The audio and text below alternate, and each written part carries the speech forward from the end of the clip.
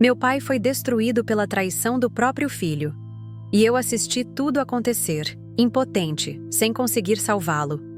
Hoje, enquanto seguro sua mão fria numa cama de hospital, vejo o homem mais forte que conheci ser consumido pela tristeza, pela injustiça, pela crueldade que veio de dentro da nossa própria família.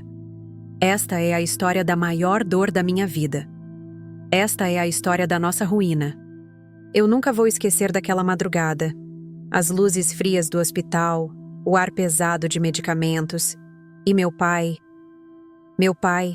aquele homem que sempre foi a imagem da força para mim, agora deitado ali, tão pequeno, tão quebrado, com os olhos vazios, perdidos em um ponto qualquer do teto. Eu segurava a mão dele, mas era como se eu estivesse segurando a mão de um fantasma. Ele não me via, não me ouvia.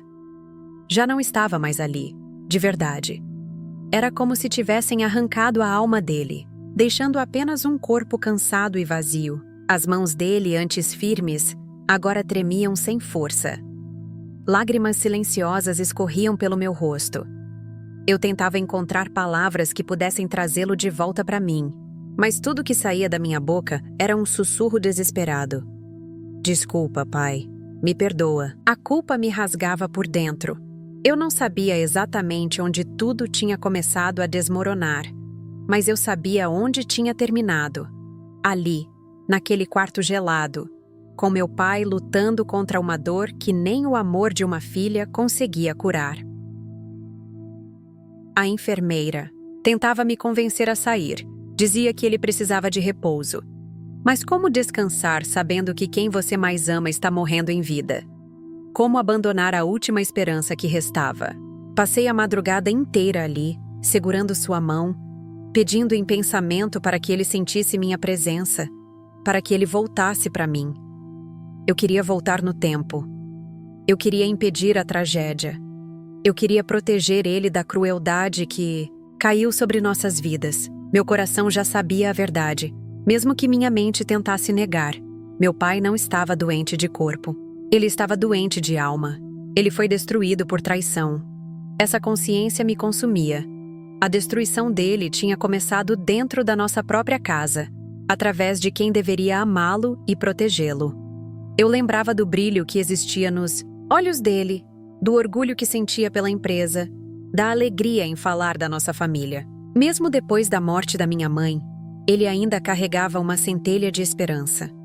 Agora não sobrava nada. Dentro de mim, uma revolta silenciosa começava a crescer. A dor me esmagava, mas junto dela vinha uma fúria fria, uma promessa, silenciosa. Isso não ia ficar assim.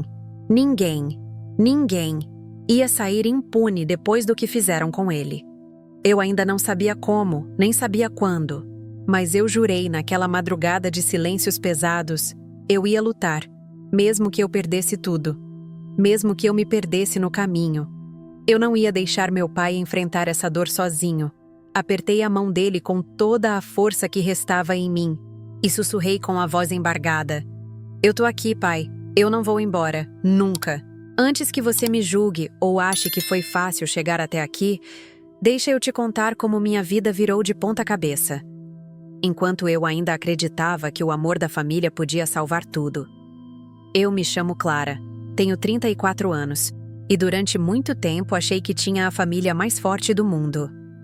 Cresci vendo meus pais batalharem juntos, lado a lado, construindo uma pequena empresa com suor e coragem. Meu pai, seu Antônio, era aquele tipo de homem que não pedia nada para a vida. Ele fazia acontecer. E minha mãe, Dona Helena, era o coração da nossa casa. Quando minha mãe morreu, 2 anos atrás, foi como se o chão tivesse sumido sob meus pés. Eu morava em outra cidade naquela época, tentando construir minha própria vida. Mas a dor era insuportável mesmo de longe. O que me matava por dentro era saber que meu pai estava sozinho. Não demorou muito para eu tomar a decisão que mudaria tudo. Larguei meu emprego, minha casa, e voltei para a cidade onde cresci. Voltei para casa. Meu irmão, Leonardo, parecia outro. Distante, frio. Ele inventava desculpas para não participar dos jantares de domingo, para não visitar o nosso pai. Eu tentava entender, tentava justificar, dizendo para mim mesma que cada um lida com a dor de um jeito. Mas lá no fundo, alguma coisa me incomodava. Quando cheguei, encontrei uma empresa cambaleante e um pai exausto. As dívidas se acumulavam, processos antigos estavam parados, e todo dia parecia uma luta para manter as portas abertas. Eu não hesitei. Comecei a organizar documentos, renegociar dívidas, vender bens que a gente sabia que não teria como manter. Cada pedaço vendido era uma dor, uma despedida silenciosa de tudo que meus pais construíram. Mas eu fazia tudo com amor. Cada papel assinado, cada negociação fechada, era como um juramento silencioso de que eu não ia deixar a história da nossa família morrer. Eu acreditava que, com paciência e coragem, a gente ia se reerguer. Meu pai confiava em mim, eu via isso nos olhos dele. Mesmo abatido, ele tentava sorrir quando eu entrava na sala, tentava encontrar forças onde não havia mais. Era por ele que eu acordava todos os dias determinada a lutar. Leonardo, por outro lado, parecia alheio a tudo. Quando aparecia, era rápido, superficial. Sempre dizia que estava resolvendo coisas. Nunca se interessava pelos detalhes. Nunca perguntava sobre as dívidas, sobre as dificuldades. Eu, ingênua, achava que ele precisava de tempo. Achava que um dia ele perceberia o valor de tudo aquilo. O que eu não sabia é que, enquanto eu lutava, de frente, ele tramava pelas minhas costas. Mas naquela época, eu não queria acreditar em nada ruim. Eu queria acreditar que, no fundo, ainda éramos uma família e que o amor seria suficiente para nos curar. Mal sabia eu que o pior ainda estava por vir. Naquela época, eu achava que o pior que podia acontecer era a gente perder a empresa. Mal sabia eu que existia uma dor muito mais profunda do que a falência: a traição. Os primeiros meses depois que voltei para casa foram uma maratona. Todo dia surgia um novo problema, uma nova conta para pagar, um novo cliente para acalmar. Era como tapar buracos num barco furado. E eu, na minha inocência, achava que estava conseguindo. Eu passava horas mergulhada em papéis antigos, contratos vencidos, balanços confusos. Era um caos que só aumentava. Meu pai, debilitado, tentava me ajudar como podia, mas eu sabia que a carga emocional para ele era imensa. Então eu sorria. Fingia que dava conta de tudo, para não deixá-lo ainda mais preocupado. Leonardo seguia. O mesmo padrão, ausente. De vez em quando aparecia, falava com meu pai, dizia que estava cuidando das questões burocráticas. Eu, atolada até o pescoço em crise atrás de crise, agradecia por acreditar que ele, de alguma forma, também estava tentando ajudar. Mas tinha uma coisa que eu não percebia. Um detalhe que agora me corrói de arrependimento. Meu pai confiava cegamente em Leonardo. Mesmo sem participar do dia a dia, Leonardo ainda tinha livre acesso a tudo. E eu, ocupada demais, nunca questionei. Nunca desconfiei. Foi nesse silêncio que a armadilha foi sendo armada. Alguns advogados amigos do Leonardo começaram a aparecer. Para ajudar a organizar a documentação, diziam. Eu, cansada e querendo acreditar em qualquer solução que viesse, aceitei. Entreguei pastas, autorizei buscas, assinei algumas liberações que pareciam inofensivas. Leonardo se mostrava sempre muito solícito. Dizia que estava resolvendo pequenas pendências, fazendo ajustes contábeis. E eu, ingênua e desesperada, respirava aliviada por dividir aquele peso com ele.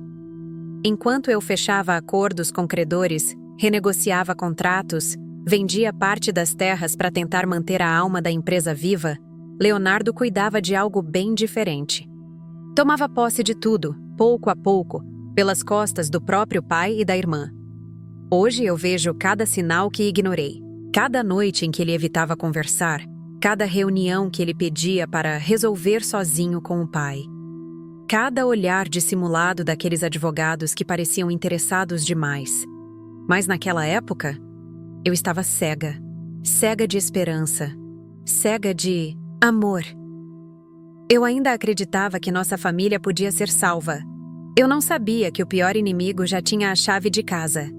E que no momento certo, ele abriria a porta e destruiria tudo o que ainda restava. Mas isso eu só descobriria tarde demais. Aquela manhã parecia ser apenas mais uma batalha comum.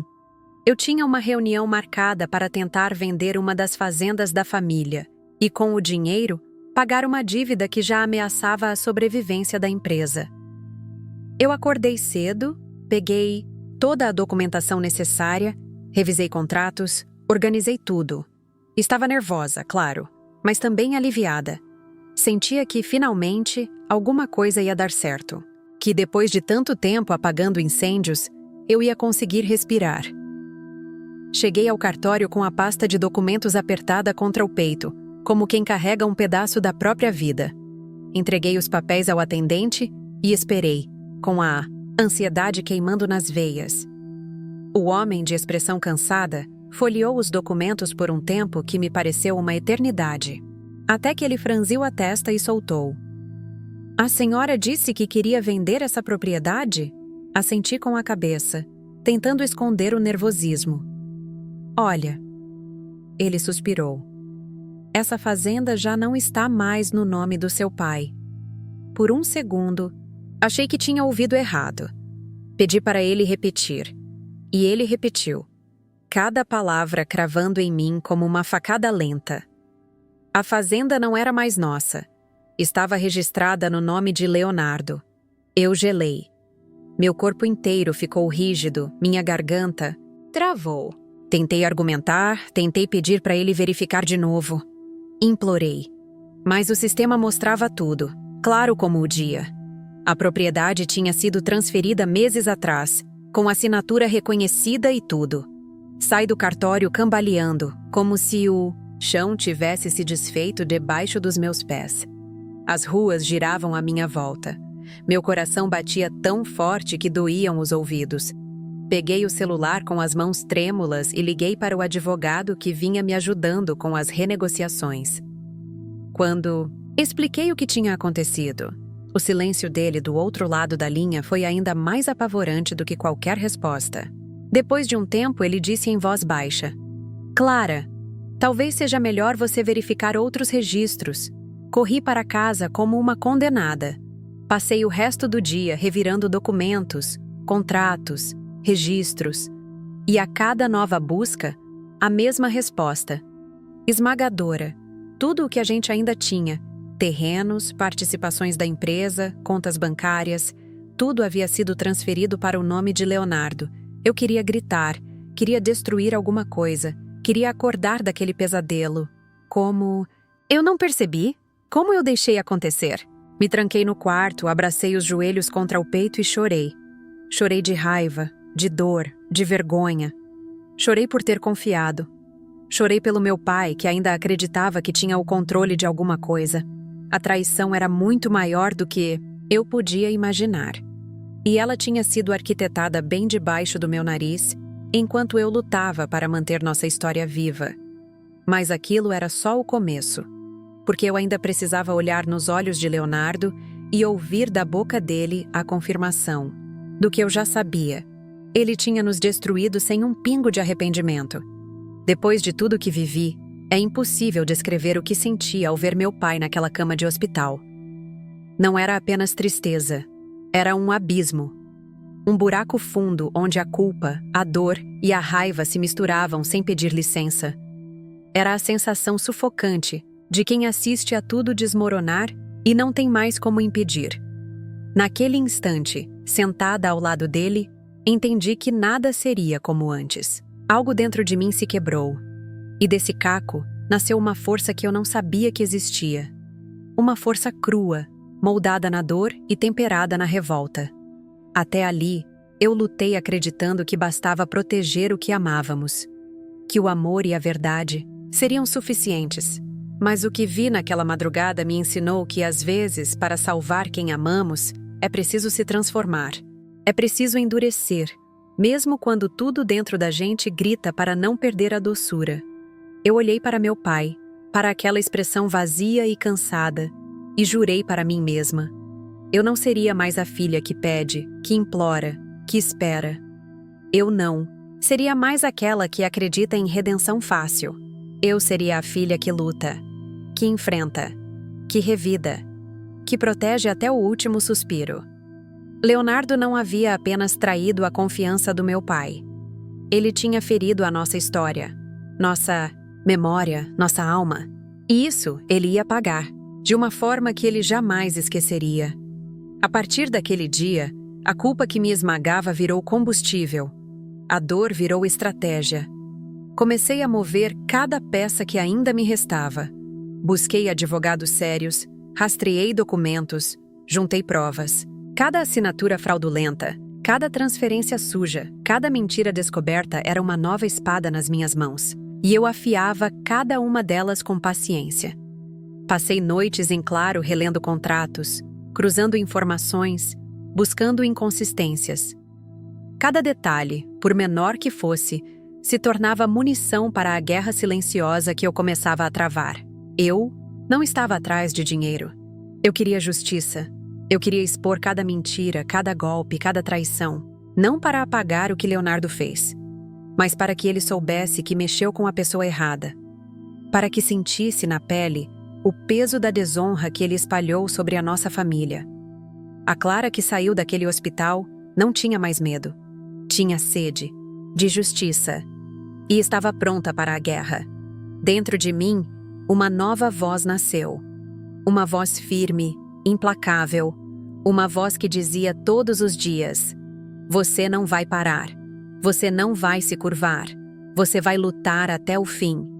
Enquanto o mundo lá fora seguia como se nada tivesse acontecido, eu me transformava em silêncio. Cada lágrima que escorria era uma promessa. Cada tremor que eu segurava era uma decisão renovada. Eu sabia que o caminho seria sujo, pesado, injusto. Eu sabia que enfrentaria mentiras, manipulações, traições ainda maiores, mas nada mais podia me deter, porque naquele hospital, ao lado do homem que me ensinou tudo sobre dignidade, eu aprendi a lição mais dura da minha vida. Quem destrói um justo nunca sai ileso. Leonardo tinha aberto uma guerra, e eu, sozinha, com a alma em pedaços, estava mais preparada do que nunca para vencê-la. Essa guerra era minha, e eu ia vencer. Nem que fosse a última coisa que eu faria. O dia do julgamento chegou, e eu juro que parecia que todo o peso da minha vida estava ali, concentrado naquela sala fria. Leonardo entrou do mesmo jeito de sempre, de terno caro, com um sorriso cínico nos lábios e um olhar arrogante. Achava que era invencível. Achava que o mundo ia continuar protegendo ele, mas ele ainda não sabia o que o esperava. Quando meu advogado abriu a primeira pasta, a expressão de Leonardo começou a mudar. Aos poucos, a confiança dele foi escorrendo pelo rosto, documento por documento, prova por prova. Tudo foi sendo exposto diante do juiz, da plateia, da vida inteira. Testemunhas confirmaram as assinaturas falsificadas. Peritos provaram a manipulação dos contratos. E-mails e áudios mostravam cada passo da armação. E quando as provas de abuso financeiro contra meu pai foram lidas, cada venda forjada, cada transferência forçada, o juiz interrompeu a audiência, levantou os olhos, olhou diretamente para Leonardo e disse: diante da gravidade dos fatos e da prova inequívoca apresentada, decreto a prisão em flagrante do acusado Leonardo Ribeiro por falsificação de documentos, estelionato e exploração financeira de idoso. A sala gelou. Leonardo, pela primeira vez, perdeu o ar. Tentou se levantar, tentou falar. Começou a gaguejar, a implorar diante do juiz. Meritíssimo, por favor, isso é um mal-entendido. Eu posso explicar. Mas ninguém mais queria ouvir. Não havia mais explicação. 2 oficiais de justiça entraram. Leonardo recuou, desesperado, balbuciando palavras desconexas, tentando agarrar a pasta dos advogados, tentando achar algum documento salvador que não existia. Quando sentiram que ele resistiria, os oficiais foram firmes, torceram os braços dele para trás e algemaram sem nenhuma cerimônia. Leonardo gritou, chorou, implorou por clemência. Mas a humilhação estava completa. Todos os presentes assistiram à cena sem mover um músculo. Nenhuma mão estendida, nenhum olhar de piedade. Apenas o som das algemas se fechando, como o fim de uma era de mentiras. Enquanto Leonardo era arrastado para fora da sala, eu permaneci sentada, de cabeça erguida, com a alma em paz. Não era apenas sobre vencer. Era sobre restaurar o que ele tentou destruir. O juiz ainda determinou a reversão imediata de todos os bens desviados, a indenização milionária e o bloqueio de qualquer tentativa futura de movimentação patrimonial. Quando saí do tribunal, meu corpo tremia. Não de medo, mas de um alívio tão profundo que parecia que eu finalmente podia respirar depois de meses sufocando. Meu pai não estava mais internado. Depois de longos meses de tratamento, entre idas e vindas ao hospital, ele conseguiu recuperar um pouco das forças que a traição de Leonardo quase lhe tirou. Ainda frágil, mas com a dignidade intacta, ele fez questão de estar lá, esperando por mim. Quando nos olhamos, não precisou de palavras. Ele sabia. Eu sabia. Corri para ele e o abracei com toda a força que ainda existia dentro de mim. Senti o cheiro da pele dele. Ouvi seu coração batendo fraco, mas firme. E chorei. Chorei de alívio, de orgulho, de amor. Encostei a testa no ombro dele e sussurrei. A gente venceu, pai. Por nós dois. Por tudo que tentaram destruir e não conseguiram. A verdadeira herança que ele me deixou não era feita de bens, nem de terras. Era feita de valores que dinheiro nenhum compra.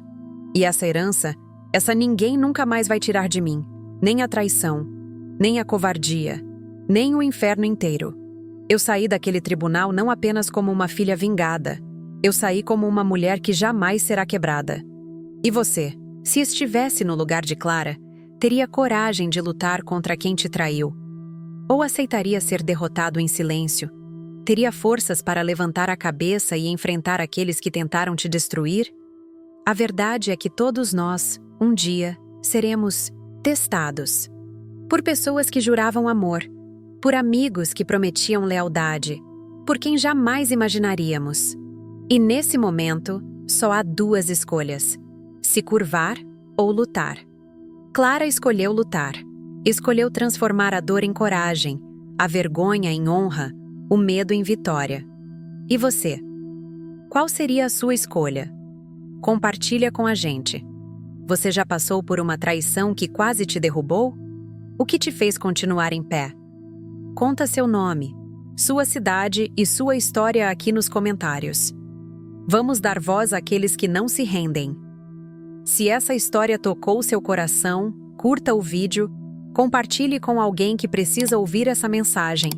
E se inscreva no canal Janelas da Vida, onde histórias reais se tornam inspiração. Até a próxima história!